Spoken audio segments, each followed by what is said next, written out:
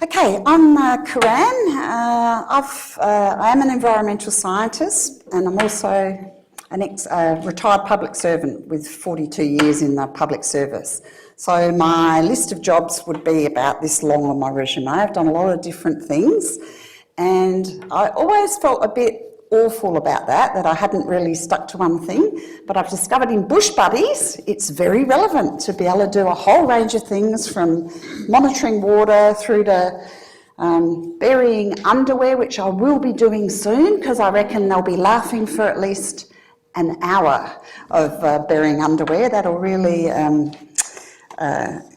tick the box, I reckon. So Bush Buddies Belair, it was a program run by the Friends of Parks at Belair National Park, but it was mainly on the weekend, and it was an idea to bring families out, but it was really just had a few children in the end. So when I retired, I thought, I'd quite like to work with children. You know, they're quite engaging and uplifting. So I offered to take on Bush Buddies and turn it inside out and completely change it. So it's been going since last year. So I started it in term 1 with one boy, and now we've got about 10 regulars, but it does sort of rotate through children. So I'll just give you a quick spin through what we've been doing, if I can learn how to get the next slide up. Just use the arrow, okay. Yes, so I basically wanted to get some curiosity into children out in nature, and really importantly the respect that you need for the bush and its creatures and the plants and people and culture. So we do acknowledge that it's on Kaurna land, and we have tried to talk about that whenever we can. So Who, Where, When, it runs after school on Tuesdays for an hour in Belair. I do it during school terms. I don't run it the first and the last weeks because they're too distracted with the start of term and the end of term, and it doesn't cost anything, which is a good thing. So what happens? The children get dropped off by the parents, and the rule is you have to sign in before you can eat afternoon tea. I didn't have that rule at the beginning, and it was a bit chaotic, so since I've introduced that, they're all lining up. As they arrive, they line up to sign in because they can't eat until then. So it's funny to watch. We didn't used to play any games, and they had all this energy that was just driving us crazy. So I was really lucky. Serendipity happened, had a retired high school PE teacher come along, and she just adapts games to turn them into nature games. It's just amazing how she does that every week. Or she'll tell me how to run one of these games, because I'm not a teacher, as I've said. I'm not a teacher at all. I'm a granny called Granny Smith, but I'm not a teacher. So a nature science activity is what interested me to do with the children. So we do that, and they usually get an info sheet, which I found out the parents read, which is good. I used to get really hung up about that and spend heaps of time, like hours, getting it. And then I thought, I don't think they read it. So I've calmed down a bit about that. So what do we do every week? It kind of varies, and we do sciencey stuff. So we had a Bush Buddies session cancelled because of high winds, so we couldn't have the kids in the park with red gums falling on them. So the next week I thought, we'll do wind vanes, and we'll learn about wind. So this is what we did this week. Do simple experiments. That was just showing uptake of a coloured dye into celery, and some of the kids continued that and sort of took photos that week, which that actually meant that they were pretty engaged. The best thing we've bought has been this, the USB microscope. The kids absolutely love it. They just love it. And you can take it out in the field if you've got a laptop, and they can just point it at things when we're out there. It's absolutely fabulous. That was a really good thing to spend your money on. Simple experiments.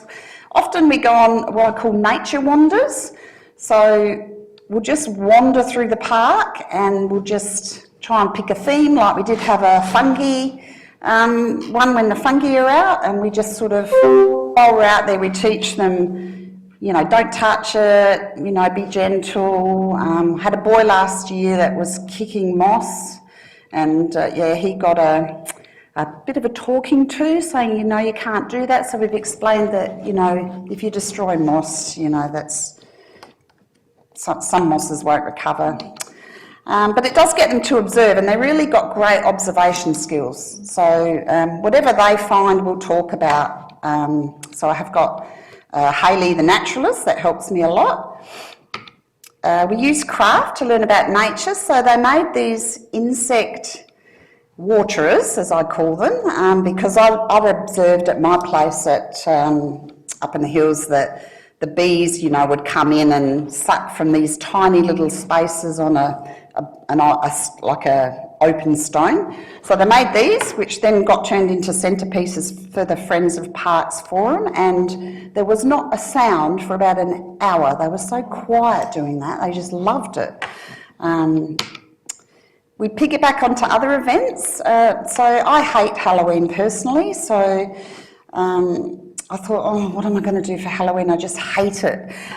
So we did a whole thing on bats, and we didn't have a live bat. We didn't have any sign of bats, but for some reason they were really engaged in bats. So we just talked and talked and talked about bats, and we played a few games where they were trying to echolocate. So that was pretty fun. So that seems to work pretty well. So the Olympics, we talked all about wattles and how the green and gold, like why aren't they, red, blue and white, the uniforms, why are they green and gold? And that led to a talk about wattles.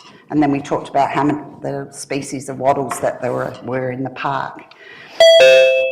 So who helps? Barb the baker, she bakes afternoon tea every week, which is fabulous. We have Jan, the games guru, who invents the games. Hayley's a really great naturalist who's already been involved for years in Friends of Belair, so she's great for the wanders. I'm the coordinator and imaginator, so it's my job to work out what we're doing every week.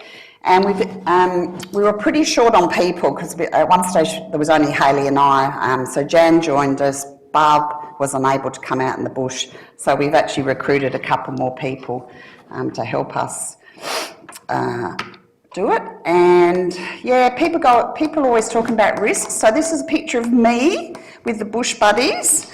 So I find I'm just like a meerkat. I'm just scanning all the time to see that they're all there. We haven't lost anyone. They haven't fallen over, etc., etc. So yeah, you do sort of need that mother hen approach. So that's why you need more than you need 3 people really. You need one at the front, one at the back, and we need someone to take them to the toilet when they need to go to the toilet. But we're all females, so we're definitely mother hens in that approach. Friends of Belair cover the insurance.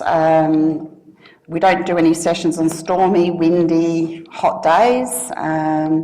I've done risk assessment, Friends of Parks forms that I fill out every week. So we take it really seriously, but we don't obsess too much. If they trip and fall over, oh well. They're pretty robust, the kids. I haven't had any tears, so that's a good thing. So who funds it? It originally had no funding, but we're really lucky to get a citizen science grant, and that's how we bought the microscope. We've got good binoculars for about 12 sets of binoculars.